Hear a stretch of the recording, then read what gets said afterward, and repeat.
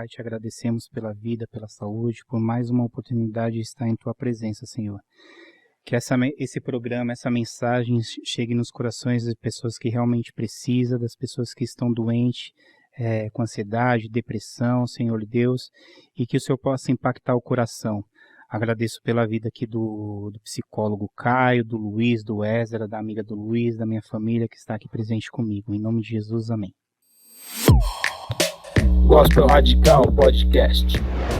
E aí, galera, firmeza, mais um podcast aí, DJ César aqui na voz, Gospel Radical Podcast, firmeza, tamo junto aí. Hoje estou com um convidado muito especial mesmo, o psicólogo Caio. Satisfação recebê-lo aqui no nosso podcast. Obrigado por ter aceitado o convite. Obrigado a você. Legal, hoje a gente vai falar da saúde mental, que a gente pode falar, emocional, né? O Caio, acho que o final assim do meu tratamento, acho que com uns 3, 4 meses a gente passei com consulta com ele. Ele pegou já praticamente o começo da minha recuperação. Me ajudou. Antes eu tinha até um preconceito um pouco com o psicólogo, que eu tentei passar com vários psicólogos. E acho que eu fazia só 2 consultas e já era. Eu achava que eu não tinha dificuldade de conversar, né, de me expressar o que eu estava sentindo. E aí eu falava assim, acho que não dá certo passar com psicólogo, né? Aí você começou de uma forma online, né? Isso, e foi a primeira vez que eu consegui fazer online, né? Porque foi na pós-pandemia, a maioria dos consultórios já estava teve que se adaptar às consultas online. Eu lembro que eu fiz eu acho que a última psicóloga que eu passei, eu falei, não vou mais passar com psicólogo. Eu fiz um tratamento com animais. Eu não lembro qual era o nome específico. Tinha um nome lá e ela colocava alguns cachorros, tinha um papagaio e um macaco. E a forma que os animais, ela falava que ou eles ficavam muito agitados, ela conseguia ver qual tipo de problema ali que ela ia tratar comigo. Entendeu? Mas você se deu bem com essa abordagem? Isso, aí eu falei assim, eu não quero mais. Porque a gente tem que pensar que não basta sermos profissionais, né? A gente tem que pensar no paciente também. Será que o paciente está se dando bem com aquilo? Né? Será que ele está, de uma certa forma, aproveitando aquilo? Porque nós vamos continuar sendo os profissionais, mas o paciente que vai mudar, né? Então, se o paciente não está fazendo adesão daquilo, se não está havendo um laço terapêutico entre o profissional e o paciente, do que adianta? Né? E daí você me trouxe, olha, tinha lá os animais e tal, mas eu não curti muito, né? E tudo bem, né? Ninguém está obrigando você a ir para a consulta. Mas eu acho que a opção de procurar um outro psicólogo com uma outra abordagem foi totalmente sua, né? Claro, mas que bom que a gente se deu bem, né? No laço terapêutico você se identificou comigo e eu me identifiquei com você, porque pode acontecer também, né? Pode acontecer também do paciente não se dar bem com o psicólogo e do psicólogo não se dar bem com o paciente. Pode haver isso, né?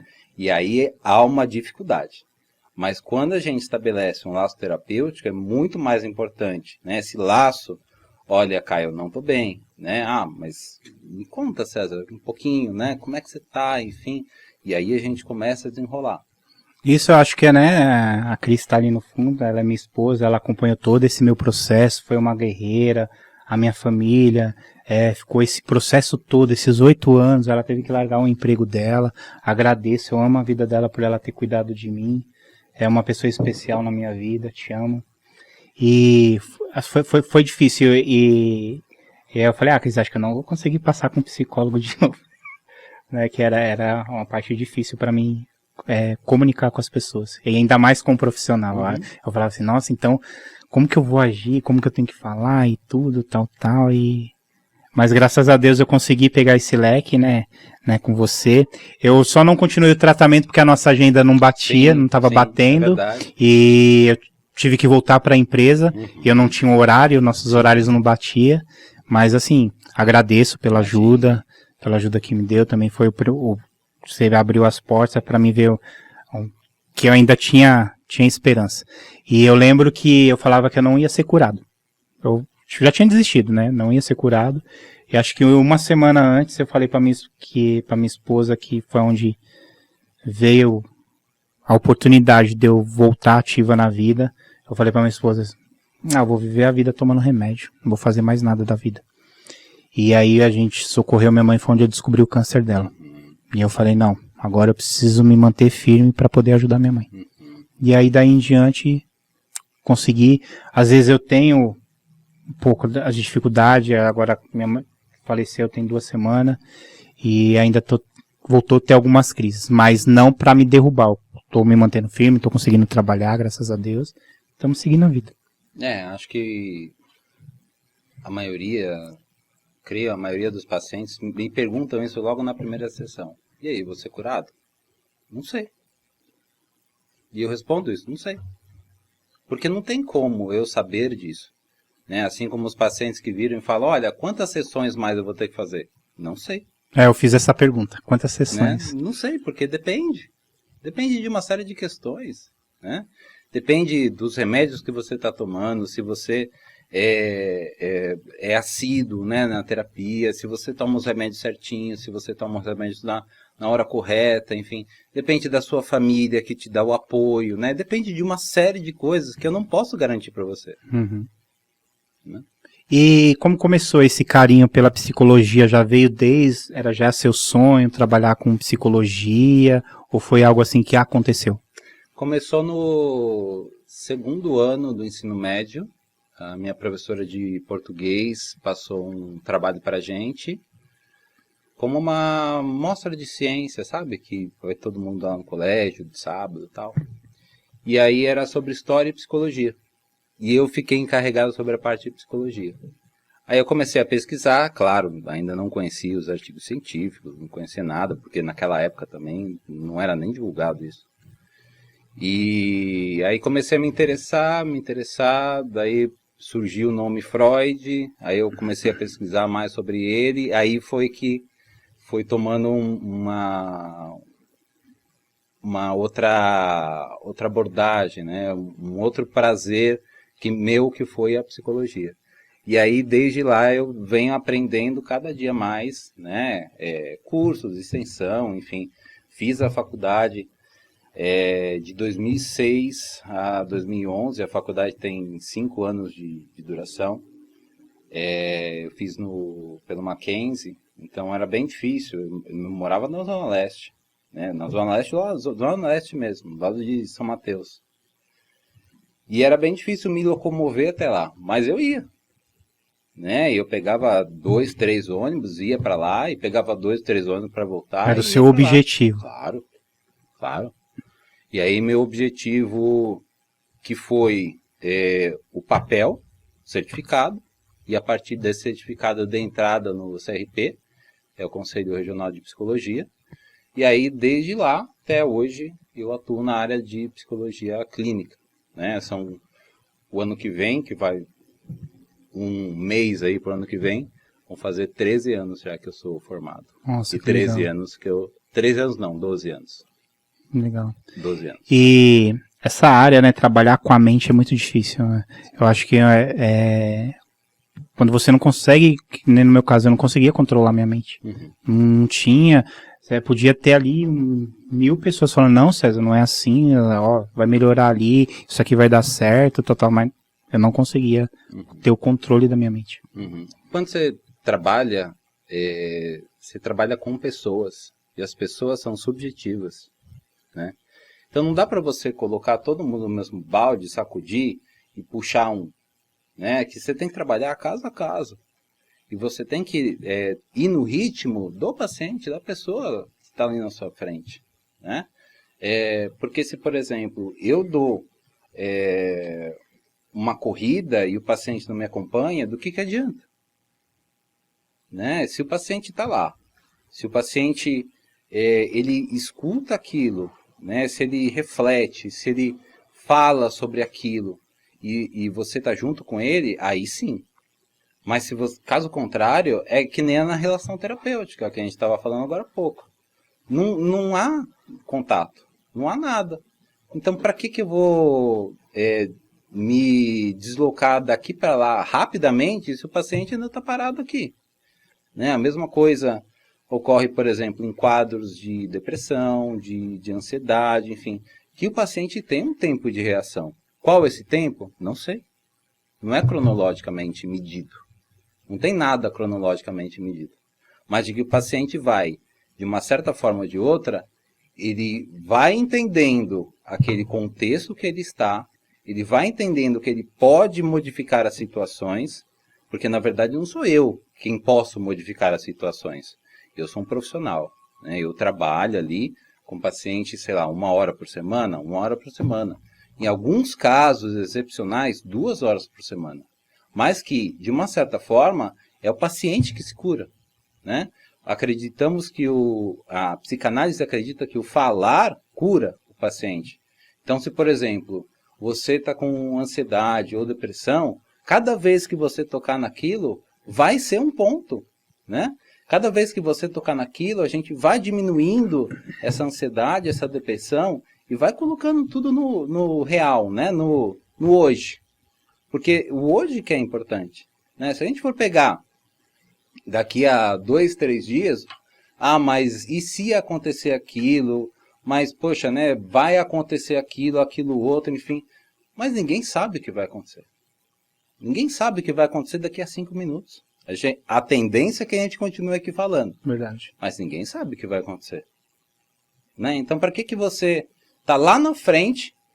Lógico, né? Planejar é uma coisa.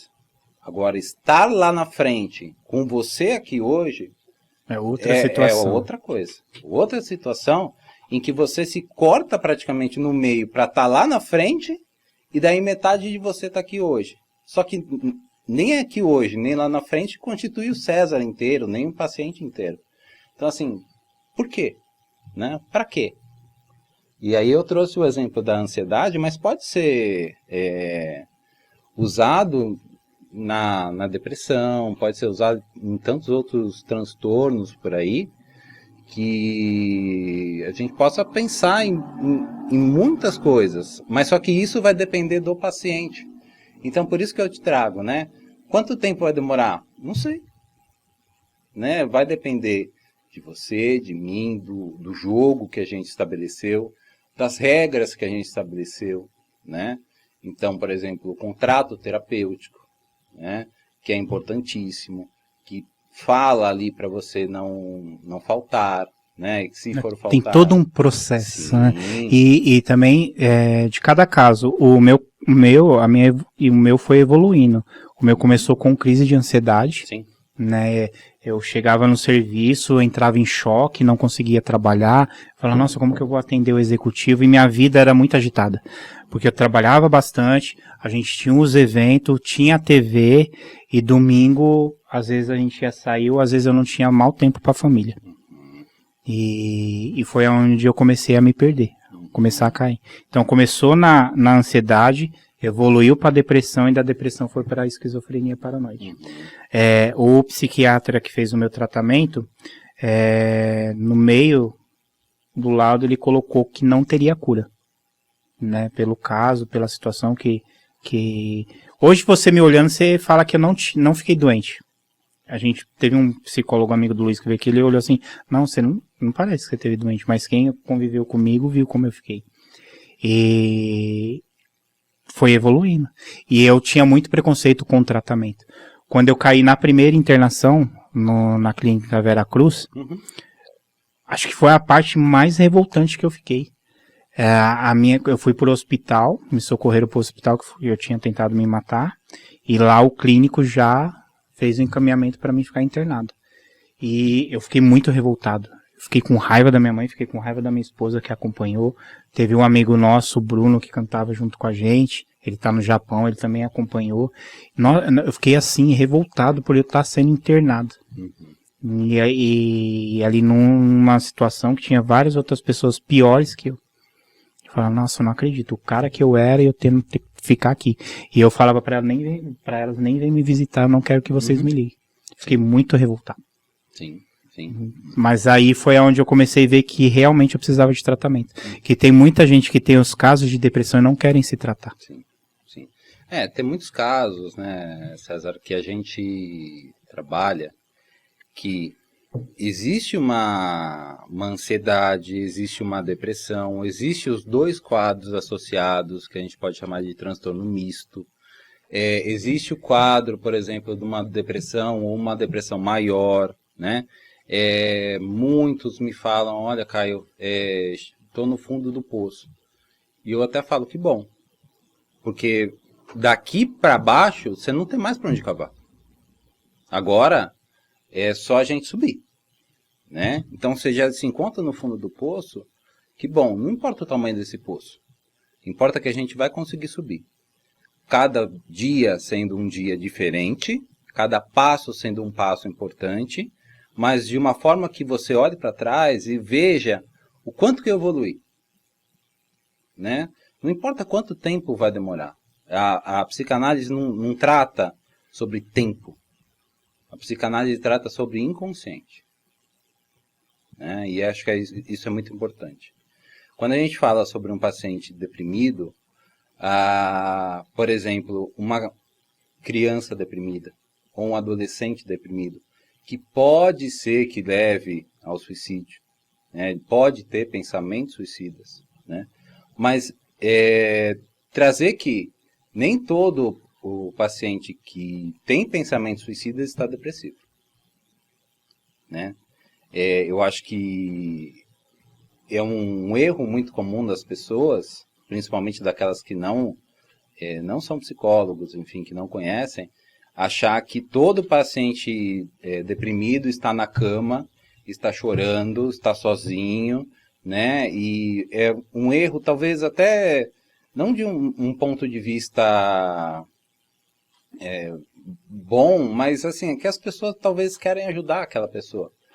E de que, mas sai daí, né? Vamos pro parque, vamos pro shopping, vamos passear, mas olha só quanta vida você tem pela frente, enfim. Mas de que de forma alguma a pessoa quer isso, a pessoa deseja isso. E na verdade tem também muitos casos que a pessoa não demonstra Sim. que está passando por essa situação. Ela está sorrindo ali, conversa com você e você não sabe o que ela está passando. Só que quando ela tá fechando ali a porta do quarto dela, acabou o glamour, o travesseiro que vai ser o companheiro dela. Sim. E ali é onde que ela vê que tá doente. Sim, por exemplo, o ator Robin Williams, né? Ninguém esperava que ele ia se suicidar. Ninguém esperava que ele estava com depressão. Ele sempre fazia filmes de comédia. Um ou outro ali foi um romance e tudo. Mas ele sempre fazia filmes de comédia. Então quem ia esperar que ele ia se suicidar? Né? Então é importante isso. É importante a gente levar isso, porque nem todo paciente depressivo está na cama. Assim como nem todo suicida está no quarto também, pensando em suicídio. Às vezes pode ser alguém do seu lado que pode estar depressivo e você nem sabe. E é de momento também, que nem a minha primeira tentativa de suicídio, quando eu tomei o chumbinho, foi de momento. Foi de um dia para o outro. Só que também eu não fiquei preso. Foi uma recuperação de 1 mês, eu já estava tranquilo. Tava. A única coisa que acontecia era que sempre em setembro, na data que eu tentei o suicídio, ficava vindo os flash e eu lembrava daquela situação.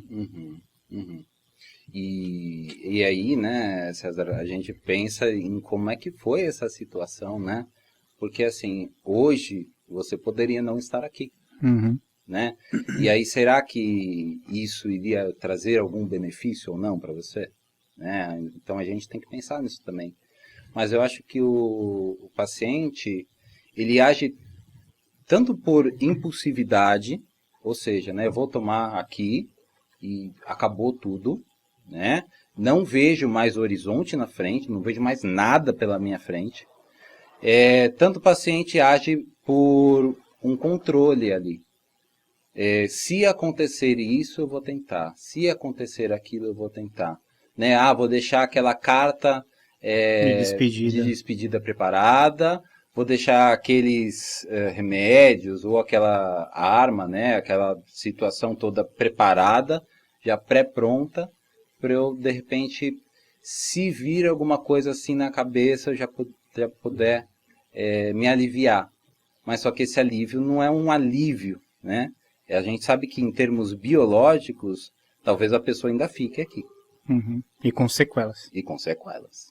Eu lembro que dessa tentativa eu tive algumas sequelas que eu vivia indo para hospital, eu ficava internado porque eu tinha muito desmaio, né, e os médicos tinham que examinar e eu ficava internado, como eu tomei bastante chumbinho na época, daí eles achavam que tinha ficado alguma coisa ainda dentro do corpo. E enfim, né, e nem toda a tentativa é Bem sucedida. bem sucedida, né? Então acho que assim, independente se você tiver ou não pensamentos suicidas, independente se você tiver ou não deprimido, se você tiver ou não com uma palavra depressão, né? Porque a depressão é uma palavra, assim como a ansiedade, assim como a psicose, enfim, são palavras. Mas o que você faz com isso? Né? Ninguém te fala o que você faz com isso. Quando, por exemplo, você estava trazendo a sua mãe, né? Que estava com câncer. Ok, o câncer é uma palavra, mas o que você faz com isso? Né? O médico não fala para você, olha, né? Tome, sei lá o quê, de medicação que vai passar. Não vai passar. Porque não é biológico, É né? crônico, É emocional, algo, né? Não vai passar. Mas eu tenho que trabalhar com aquilo. E aí, como é que eu faço isso tudo, né?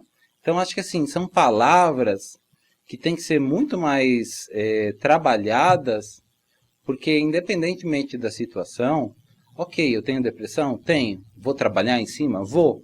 Mas eu tenho minha vida, né? E a vida não vai esperar. Né? A vida não vai esperar porque, não, o César, ou o Caio, ou XYZ pessoas está com isso. Não, a vida vai simplesmente passando, né? E que daí uma coisa importante que a gente tem para trabalhar é que procure ajuda. Independente se a sua situação é uma situação, por exemplo, a depressão, se é uma depressão um pouco mais leve, se é uma depressão mais severa, né? Se já está passando por algum pensamento suicida, né? Eu acho que é importante a gente falar isso, mas que procure ajuda. Se não for com um psicólogo, né? Eu não tenho dinheiro para pagar um psicólogo. Tem vários psicólogos que atendem de forma gratuita. Tem o CAPS. Tem né? o CAPS. Tem um tratamento muito bom. Sim, sim. Né? Tem o próprio CVV, o Centro de Valorização da Vida. Só você discar 188, né? Acabou, né? É só você discar lá. Ninguém vai te julgar, ninguém vai falar nada sobre isso. As pessoas só vão estar lá para te ouvir, né? Puxa, mas eu não quero fazer nada disso, tal. Se abra com um amigo. Procure um amigo, procure um ombro, né? Que você possa falar as coisas. De repente esse amigo, não sei o que falar para, sei lá, para quem. Tá bom, você não precisa falar nada. Só você estar ali já quer dizer muita coisa para a pessoa. E acho que isso é importante, né? Importante do termo não vai ocorrer nada comigo, não vai acontecer nada comigo, porque ele está ali, eu sei que ele está ali. De repente algum familiar mais próximo seu, de repente algum familiar que você possa desabafar, seu amigo, sua amiga, sei lá. Mas procure alguém, né? Procure alguém. E acho que o importante é a gente procurar alguém que possa nos compreender, que não precisa necessariamente dar um conselho, né? Porque quando você traz um amigo, esse amigo vai emitir um conselho com algum viés, né? Então, você procure isso, você procure aquilo, né? Mas será que é isso que eu procuro? Será que são pessoas assim que eu procuro, né? Então, o ideal seria procurar um profissional da saúde, né? Um psicólogo ou um psiquiatra, e às vezes os dois, tá? Se a gente Pra fazer a junção. Sim, se a gente diagnosticar que a pessoa está mais severa, enfim, os dois seria o ideal, né? O que eu falo também para muitos dos meus pacientes, passe meu telefone para o psiquiatra. Porque assim a gente vai poder trocar figurinhas sobre você. né? Que não adianta nada eu ir numa frente e o psiquiatra vir em outra. Jogo desigual. Sim, né? E aí, se a gente puder juntar forças para te ajudar, seria o ideal. Seria o mundo ideal. Mas que, de uma forma ou de outra, eu preciso ter o contato daquele psiquiatra. Eu preciso saber por que ele pensou naquele remédio. Uhum. Remédio não é assim a esmo. À toa. Então, eu preciso saber por que ele pensou naquele remédio. Né? Eu preciso saber por que ele diagnosticou ele com uma hipótese diagnóstica, sei lá, de depressão leve, depressão moderada, depressão severa, ou depressão maior, sei lá. Mas eu preciso saber, né? Até para eu continuar o atendimento com ele. Uhum. O psiquiatra, vamos colocar aqui no melhor dos mundos, o psiquiatra vê o paciente uma vez por mês. Isso, o meu era uma vez por mês. No melhor dos mundos. Isso. Mas o psicólogo vê uma vez por semana. Uhum. Então, assim, o psicólogo já leva uma vantagem, porque ele vê 4 vezes a pessoa a mais que o psiquiatra. Só que daí, por exemplo, a duração de uma consulta psiquiátrica depende muito. Uhum. Né? Você vai passar pelo plano de saúde, 10, 15 minutos, né? Vai embora. Porque assim, não dá, né? Né? E o psiquiatra mal te olha. Então, assim, é muito vago, né? O que eu vi, assim, a parte psiquiátrica era mais para entuchar o remédio. Sim. Realmente para entuchar o remédio. Então, é isso que eu estou questionando. Uhum. Né? Eu preciso saber do raciocínio dele. Porque entuchar, por exemplo, frontal de 2 miligramas, por que ele pensou no frontal? Por que não pode ser outro, sei lá, o Zolpidem? Por que não pode ser esse? Né? Eu preciso saber por que ele está fazendo isso. Né? Por que ele está receitando aquele medicamento.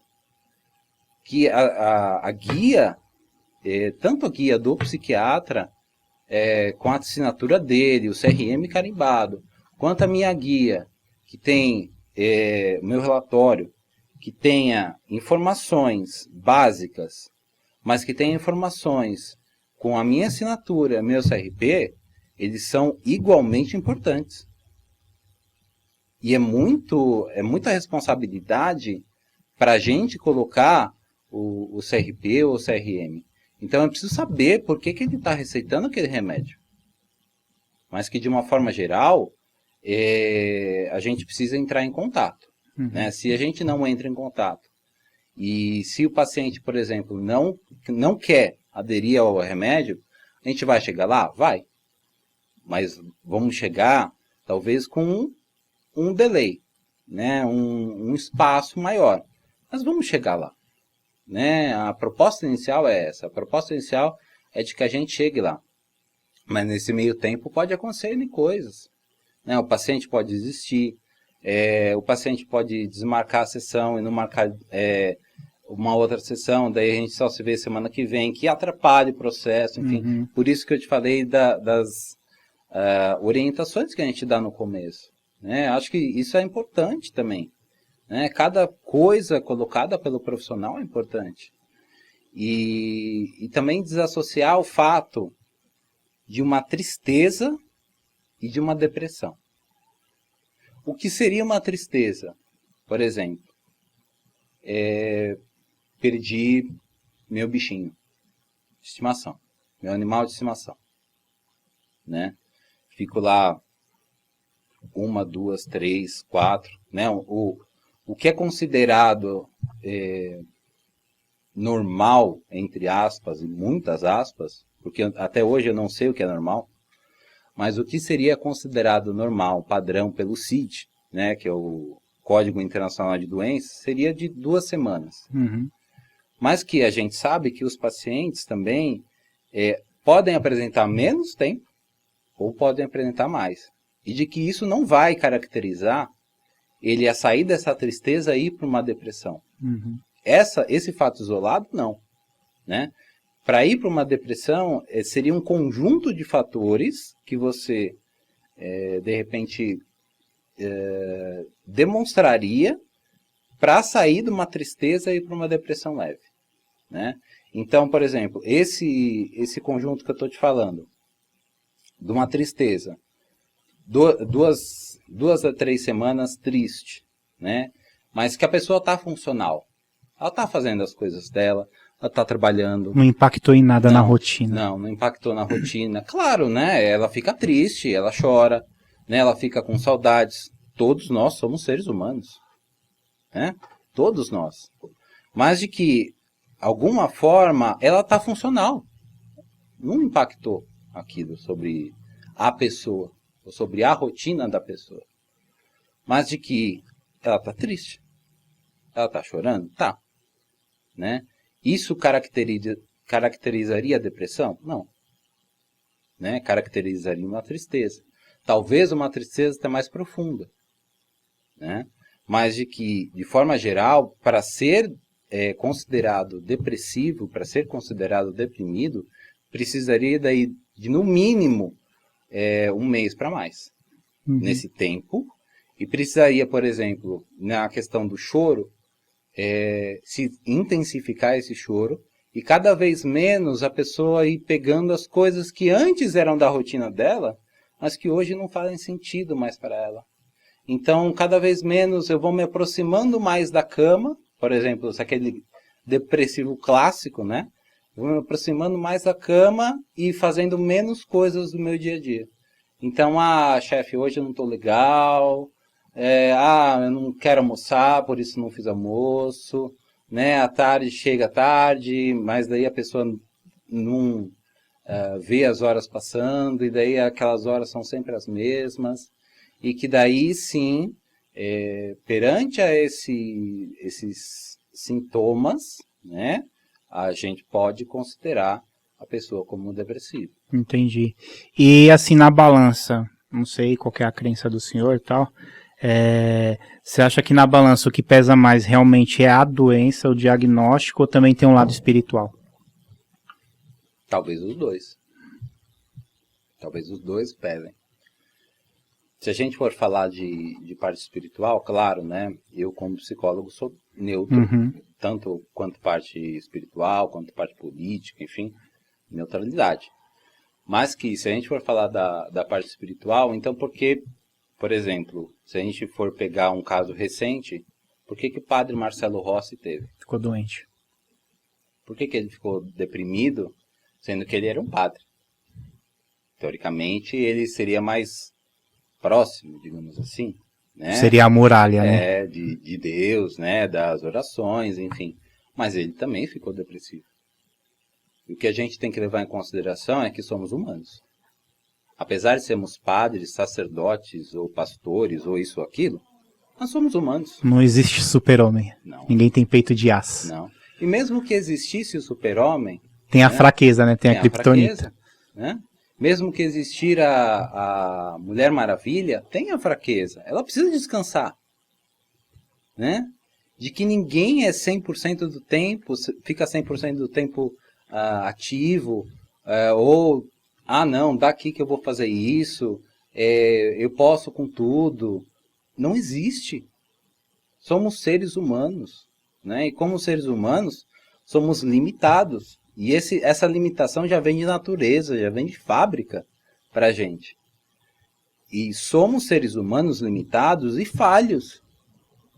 Porque alguma hora ou outra a gente vai errar. A gente vai falhar. Mas o que a gente está fazendo com isso? Né?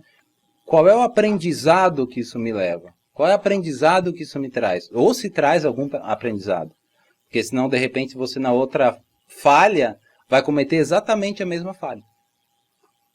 Né? E aí vai ficar muito mais complicado. Porque aí você não aprendeu com a falha anterior. Mas aí, alguma hora, você vai ter que aprender. Né? O que a gente pode levar é que de hoje até o restante da nossa vida, a gente vai falhar em algum momento. A gente vai errar em algum momento. Ninguém é 100% redondo. Não, nem o super-homem, nem a Mulher Maravilha, né? Se existir, por exemplo, no caso do super-homem, vamos colocar que existam 10 casos para ele resolver. Tudo ao mesmo tempo. Ele vai ter que escolher um. Isso que ele é super-homem.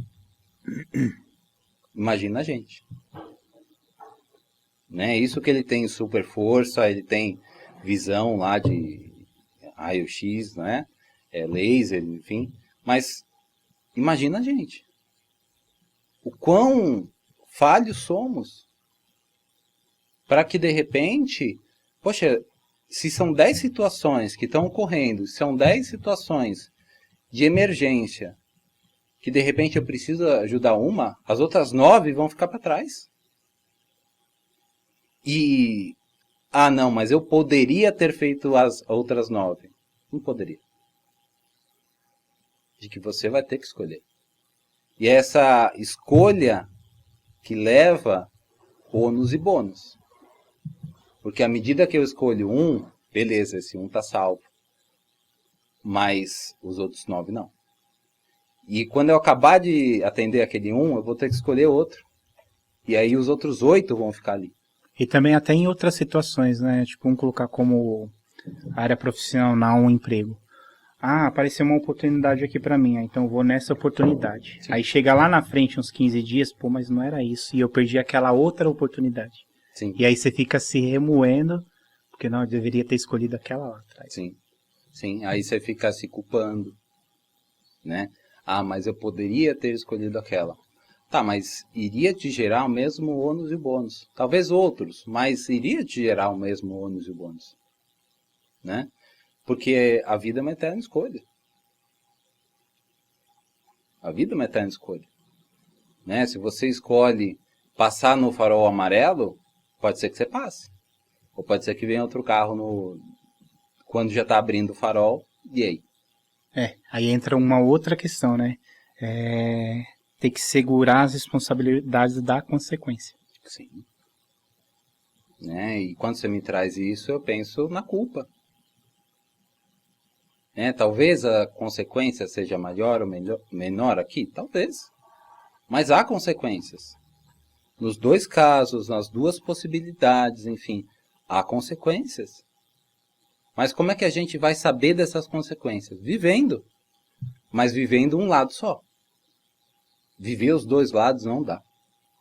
Não dá para você viver os dois lados. Como é que eu vou, por exemplo, nesse exemplo do carro, como é que eu vou passar no farol, sendo que eu gostaria de ficar no farol? Então, a mesma coisa daquele exemplo que eu trouxe no começo, que é literalmente de cortar. Como é que eu vou passar com metade do carro e metade do carro vai ficar para trás? Não existe. Né? De que eu preciso tomar uma escolha. E que em prol dessa escolha vai vir tanto o ônus quanto o bônus. Se a outra for melhor ou pior, eu não sei. E eu não sei porque eu não escolhi a outra. Mas pode ser que a outra também gere consequências semelhantes. Né? A grama do vizinho é sempre mais verde? Mas até você ter um vizinho também. Uhum. Que daí a sua grama passa a ser mais verde. E até ver o processo, o tanto que ele trabalhou para aquela grama ficar verde. Claro. Ninguém olha o processo. Uhum. Todo mundo olha o resultado final. Ninguém sabe o que realmente passa dentro de você. Sim. E doutor, não sei assim, eu pego do processo que eu fiquei doente, dos anos que eu fiquei doente. Há 20 anos, há 15 anos atrás, não tinha tanto caso assim, eu também não sei se era porque hoje a tecnologia, a gente tem informação assim a cada segundo, tem uma informação diferente. E com o avanço da tecnologia se começou a aumentar esses casos de depressão e suicídio. Com o avanço da tecnologia, sim, começou a aumentar esses casos, né? Eu acho que antes até havia um movimento da depressão, havia um movimento do suicídio, enfim, mas eu acho que antes não era divulgado tanto quanto é hoje. Se pegar 15, 20 anos atrás, a gente está falando do quê? Está falando de 2000, 98, né? A internet começou em 95, né? Acredito que tanto eu quanto você e qualquer um outro, a gente já tinha vida antes de 95. E de que talvez esse quadro que venha hoje não seja de hoje. Esse quadro que venha talvez seja da desinformação que a gente tinha antigamente e da informação que a gente está correndo atrás hoje. Claro que assim, o processo de ficar, por exemplo, ansioso, ele não vem de hoje, mas houve um boom muito grande com a internet. Um boom muito grande. Hoje, se você pegar o celular de uma criança de 5, 6 anos, o que ele faz? Né? Na nossa época, a gente brincava, não tinha nem celular. Uhum. Mas se você pegar hoje o celular de uma criança de 5, 6 anos, o que ele faz? Ela fica estagnada ali, né? No celular o dia inteiro, no computador, no videogame. Né? Hoje não tem essa válvula de escape que a gente teve antigamente. Ficava na rua praticamente o dia inteiro, era soltando pipa, jogando peão, se enfiando no meio da lama. Uhum. E hoje a criança não tem essa oportunidade. Sim. É que nem eu costumo falar pra minha filha. Ô Isa, vai pra rua, vai ralar o joelho um pouco, né? Ralar o queixo, que isso é... Eu lembro da época que a gente passava aquele metiolate, nossa, Sim, eu que corria ardia, daquilo. né? E é legal você se machucar, né? E hoje as criançadas não vivem mais isso. Sim. Você desenvolve lembranças, né, Isso. Sérgio? Eu acho que aquele mertiolate, mercúrio, né, que Uhum. ainda era vendido, É. né? Mas acho que era muito, assim, muito gostoso a gente pensar nisso. Mas tire o celular de uma criança hoje, tire o celular de um adolescente hoje, o que ele faz, né? De, por exemplo, pegar uma notícia que esteja na internet, a internet é ótima, mas se souber utilizar, Uhum. né? Pegar uma notícia da internet, por exemplo, uma fake news, e daí o adolescente em si, a criança ou o adulto acreditar naquilo, é uma bomba. Você está propagando, e aí? Né? O que vai fazer com aquela pessoa? Recentemente, né, teve aquele caso da baleia azul, né, que as Sim. crianças começaram a se cortar Sim. através, vendo aqueles vídeos, a pessoa lá ensinando, Sim. né, a criança se cortar, os jogos, né, os desafios, Sim. tal, faz isso, tal, não sei o que, quantas crianças aí perderam a vida nesse desafio. Sim, sim. E esse que o Baleia Azul ficou mais famoso, né? Mas é que a gente sabe que existem muitos outros. Tem bastante. Né? Até não puxando pro lado emocional, saúde mental, esses dias eu tava vendo um vídeo do diretor Elias Júnior, uma rota foi lá e prendeu o cara. Uhum. E aí o policial questionou ele assim, mas como que você aprendeu a roubar, conseguir, eles falam, pescar a nota do caixa eletrônico? Aí o ladrão falou assim pro policial, hoje a internet ensina. Vocês deveriam prender essas pessoas que estão ensinando a gente. Sim. Mas você vê aí, também vai do caráter da pessoa. Que nem o senhor falou. Colher o fruto bom da internet ou colher a maçã podre ali. Sim. Entendeu? Você vê a visão do cara. Ele foi estudar para usar aquilo para um lado ruim. Uhum. E hoje, né, não precisa nem muito longe, mas o próprio YouTube ensina coisas ruins. A própria Deep Web ensina coisas ruins. Porque assim, não tem como você ir até a casa da pessoa, muitas vezes não são pessoas brasileiras, então assim, fica muito difícil, muito complicado.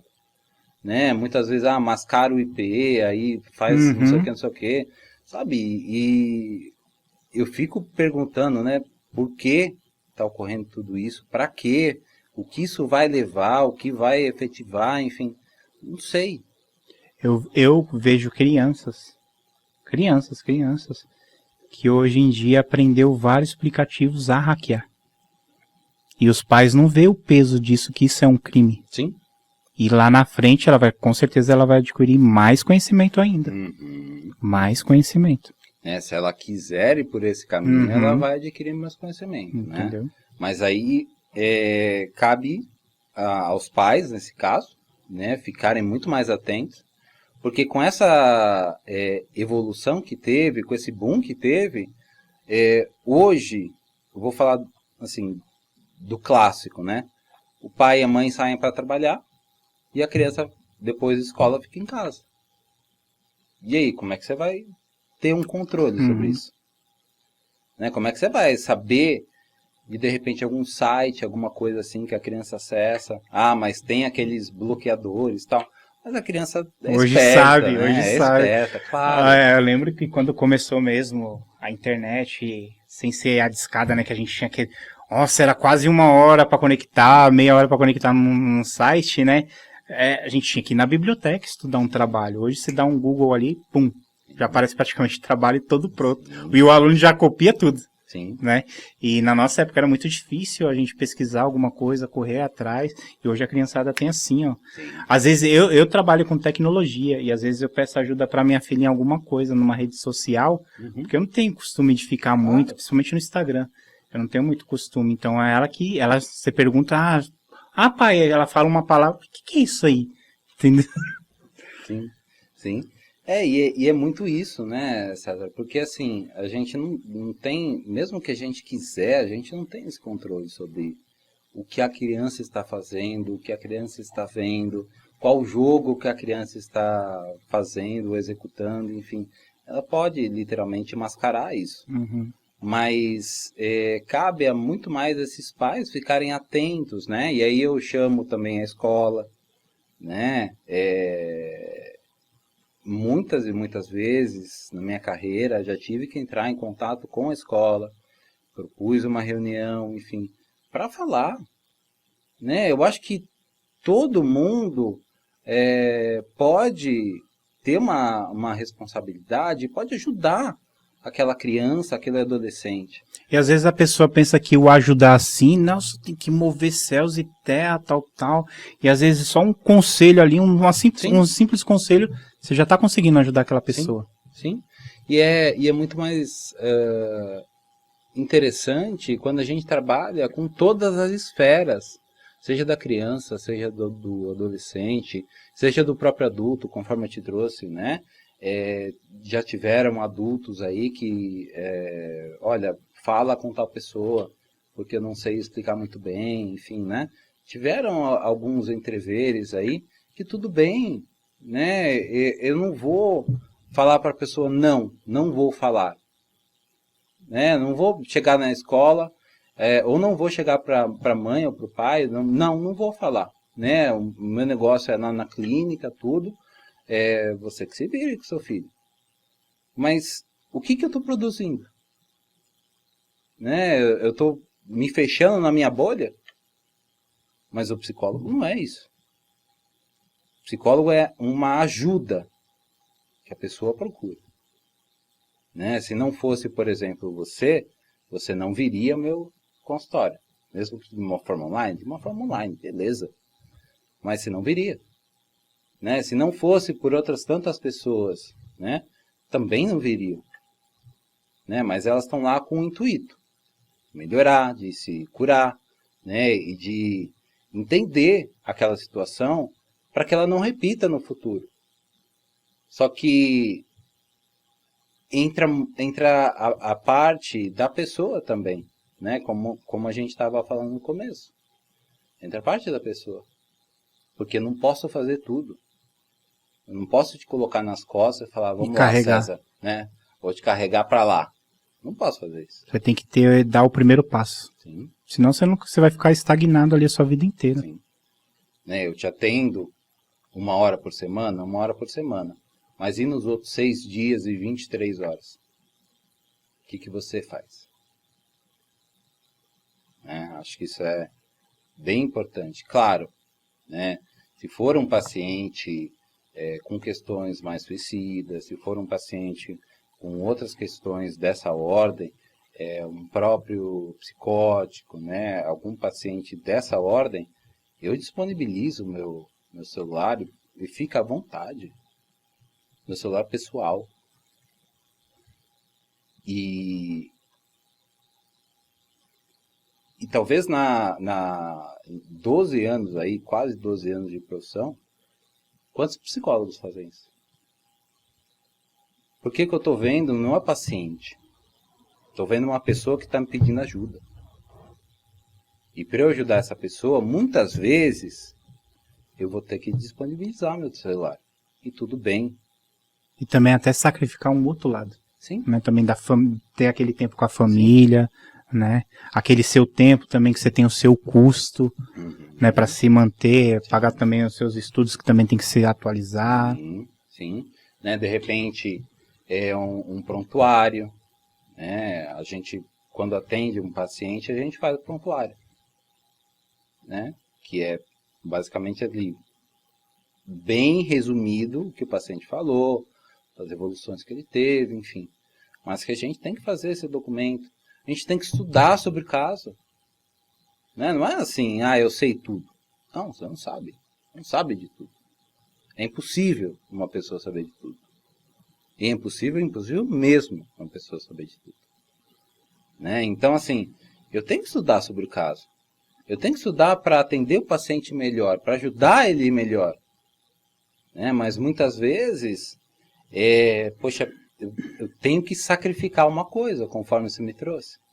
Muitas vezes é a família, muitas vezes é uma saída no final de semana. Muitas vezes eu gostaria de estar viajando, sei lá, mas eu tenho que ficar. Porque isso ocorre alguma coisa com o paciente. Quem vai atender ele? Verdade. Então, não só o psicólogo, mas eu acredito que qualquer profissional da saúde, na medida que escolheu ser um profissional da saúde, já abdica da sua vida. E eu acho que também não é só ser profissional, acho que é do ser humano, né? Você poder ajudar o próximo.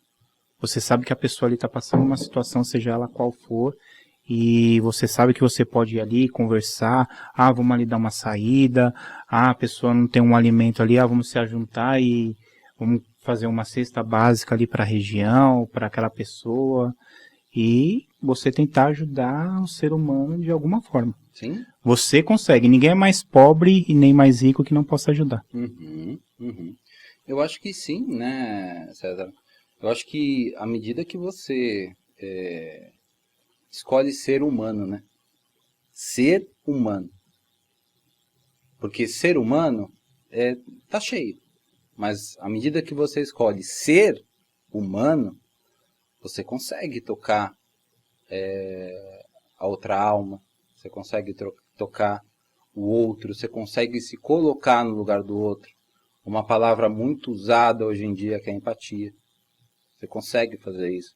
Você consegue ser muito mais humano no trato com o outro. Né? Você não precisa ficar lá digitando no computador, como o exemplo do psiquiatra, 10 minutos seguidos sem te olhar no rosto, e aí te passar uma guia, passar alguma coisa nesse sentido para você comprar os remédios. Você nem me olhou.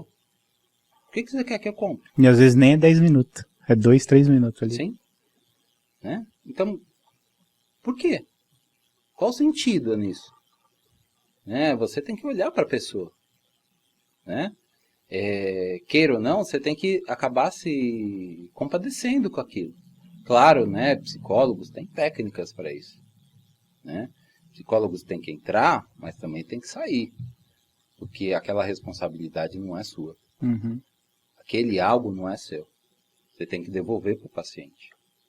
Você tem que entrar à medida que, olha, estou entendendo o que você está me trazendo. Eu compreendo de uma forma geral. Né? Eu não sei o que você está sentindo. Porque quem está sentindo é você, não sou eu. Mas eu posso imaginar, e aí entra a formação, entra os anos de psicoterapia, entra também a parte da terapia, que o psicólogo também tem que passar em terapia.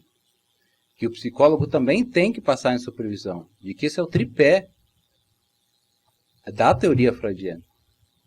Para que o psicólogo fique bem. Né? E que, muitas vezes, o psicólogo tenta dar conta de tudo. Não vai dar. Ele vai acabar se frustrando. E fora a carga também que deve ser para Claro. vocês, né? Vários problemas, vários pacientes, né? E você também, acho que tem que ter um psicológico gigantesco para você também não misturar para o seu pessoal. Porque muitas vezes o próprio psicólogo acaba se identificando com o paciente. Quando ocorre esse tipo de coisa, quando você toma 1, 2, 3 sessões e você se identifica mesmo com o paciente, você recorre a um colega. Fala, olha, não estou conseguindo atender esse caso não está indo para frente. Pode ser com mais sessões? Pode, mas você tem que identificar que você não está conseguindo atender aquele caso e tudo bem. O psicólogo ele não tem que obrigatoriamente lidar com todos os casos. Mas que, mais uma vez, o psicólogo tem que lidar com aquilo que ele tem domínio e muitas vezes lidar com aquilo que ele não tem domínio também requer um aprendizado, requer um estudo, requer artigos científicos. Você vai lá, vai abrir no Google Acadêmico, na Cielo, em qualquer plataforma, mas você vai lá, vai abrir artigos científicos, estudar, pôr a bunda na cadeira e estudar. Isso requer sacrifício? Requer. Mas colocar numa balança. O quê? Por que eu estou me sacrificando desse jeito? É uma vida. Não importa qual vida que é. O que importa é que é uma vida. E também voltando a essa parte de ajudar ou não, sempre tem aqueles ignorantes. Eu escutei, no começo o César tá chamando atenção. Isso aí é besteira do César. Ah, não, o César quer a atenção toda pra ele, quer que todo mundo esteja ali ao redor dele. E aí, quando eu caí na internação, até algumas pessoas da família falaram, realmente o caso é sério. E o senhor, como profissional, a depressão é algo sério, né? Sim. Na vida da pessoa. Sim, sim. Que independente se ela tiver pensamentos suicidas ou não, a depressão é algo muito sério. A depressão te leva a um buraco. E aí, se você não souber como voltar, você fica. E aí? Né? Quem vai lá te atender? Quem vai lá te olhar? Né? Quem, nesse mundo todo, vai lá te ver? E assim, né? Ainda tem um lado bom, assim, que eu posso dizer, que é quem fica e quem vai, né? Que conseguiu realizar o suicídio. Sim, sim. Né? E muitas vezes, no próprio suicídio, a pessoa está agindo por impulsividade. E quando eu pego, por exemplo, adolescentes que estão agindo de uma forma impulsiva, né? Que estão tentando suicídio, que têm um pensamento suicida, ou alguns casos me ligam, falam, olha, Caio, não deu, acabou, tchau. E aí? Como é que eu faço com isso? Né? Então é muito delicado, e para esses casos, por exemplo, a família é muito importante, a família é a base de tudo. Né? Ah, mas eu não tenho família. Algum amigo. E volta novamente no ponto, né, César? Não tenho amigo? CVV. Né? Não tenho CVV? Tem algum vizinho que possa ficar com você. Né? Até você encontrar um profissional, até você ir para um psiquiatra, enfim. Ah, mas o SUS demora, mais isso, mais aquilo, mas poxa, né? O que a pessoa deseja? Qual o desejo dela? Ou ficar no buraco, né? Ou conseguir se levantar. Né, eu já coloquei aqui 10 possibilidades. Mas se a pessoa não quiser nenhuma das 10, o que eu posso fazer? Né, poxa, não deu para esse lado? Vamos para o outro, vamos para o outro, vamos para o outro. Cara, e nunca estamos sozinhos. Tem um alfabeto inteiro, Sim, né? Para plano, né? Que a gente costuma sim. falar assim, tem o plano A, vamos pro plano B. Mas aí você Sim. tem um alfabeto inteiro para tentar conseguir um que vai dar certo. Sim. E aí é muito importante, César, que a gente não perca as esperanças, digamos assim. Ah, porque ninguém quer me ouvir, ninguém me entende, enfim. Mas será que você já tentou falar com alguém? Quando você traz o ninguém, o todo mundo, né? É muito assim, Mas você já tentou? Você tentou falar com alguém? Você tentou discar no CVV? Né? Você tentou falar com o vizinho?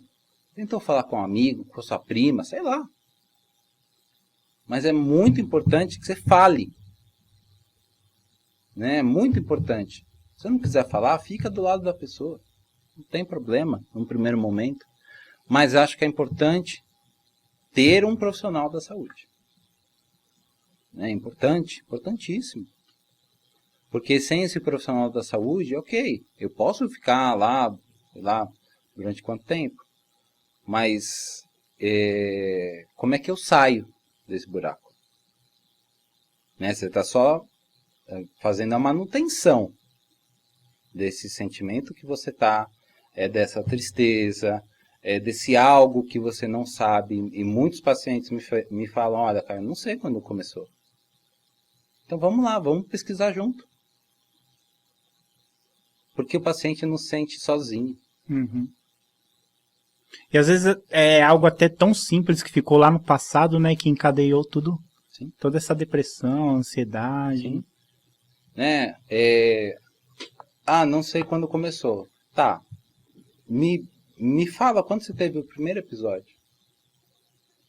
Tive o primeiro episódio quando aconteceu isso. Tá, mas me fala, como é que foi o seu dia? Nesse dia, claro, não vai se lembrar de tudo. Mas como é que foi o seu dia? Teve alguma coisa maior ou menor que você se lembra? Alguma coisa que te impactou? Alguma coisa que as outras pessoas possam ter te falado? Como é que foi esse dia? Teve isso, isso e isso. Bom, então a gente já começa a vislumbrar alguma coisa, né? E aí, se eu pegar esse pré-momento que a pessoa trouxe, talvez esse seja o momento certo, né? Ou talvez aí a gente tem que se aprofundar um pouco mais. Só que de alguma forma ou de outra tem que começar, né? E é isso justamente que eu estou propondo para a pessoa. Vamos começar? Vamos. Mas vamos começar junto. Eu e você. Vamos começar a ver aquilo. Né? Não de uma forma sozinha, solitária. Mas vamos começar junto a ver isso. Legal. Doutor, estamos chegando aqui no final. Queria que o senhor deixasse uma mensagem aí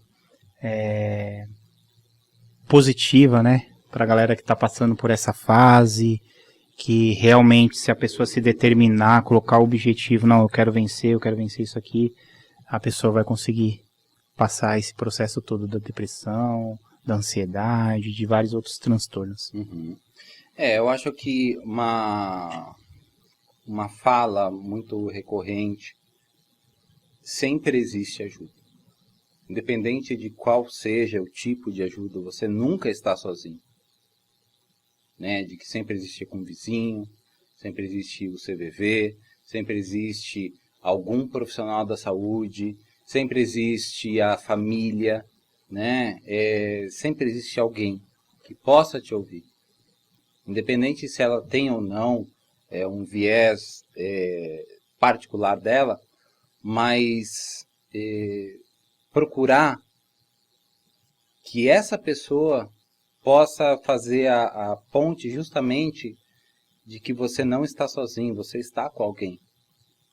Né? Procurar um profissional da saúde, procurar o UBS, UPA, enfim, algum hospital, algum pronto-socorro, né? Já teve pacientes meus que procuraram pronto-socorro, porque justamente estavam sozinhos, e nesse caso da depressão, se submetendo ali a tomar uma medicação, enfim, mas que de forma alguma você está sozinho. De forma alguma, se você procurar por um profissional bom, que ele esteja a fim de te olhar como uma pessoa, como um ser humano que você é, e que se de repente de alguma forma ou de outra ele começar a te ajudar, a te atender, enfim, que seja um psiquiatra, que seja um psicólogo, que seja mesmo um fisioterapeuta, que seja qualquer coisa, né? Você vai conseguir melhorando, né? Nada acontece do dia para a noite, nem os remédios. Se a gente for pensar em termos de medicações, de 2 a 3 semanas, o normal... E às vezes até meses, né, para fazer efeito. Às vezes efeito. até mais, né? De 2 a 3 semanas normal, às vezes até meses, para começar a fazer efeito. Nada acontece do dia para a noite. Só que você tem que ter a persistência, a determinação, não faltar. Eu acho que isso também é importante. Claro, vai variar muito de relação terapêutica para relação terapêutica. Só que se o paciente for faltar, né, procura outro psicólogo, procure ajuda, né? Ninguém está sozinho. Ninguém... eu costumo dizer que para nascer a gente precisou de ajuda. Médico, enfermeira, auxiliares. A gente precisou de ajuda. A gente não nasceu. Para morrer, a gente também vai precisar de ajuda. Verdade. Para levar o caixão. E por que nesse meio do tempo a gente se perde? Por que nesse meio do tempo a gente não procura ajuda? Né? Se tem pessoas que podem nos ajudar, e se são pessoas, se estão sujeitos a outras enfermidades, ou se são profissionais, enfim, por que não pedir ajuda? Não há nada mais humano do que ajudar outro ser humano. Né? É diferente de uma programação, ou quando você mexe com cabos, né, no TI, enfim, que é só conectar um cabo no outro. Mas a pessoa não é assim.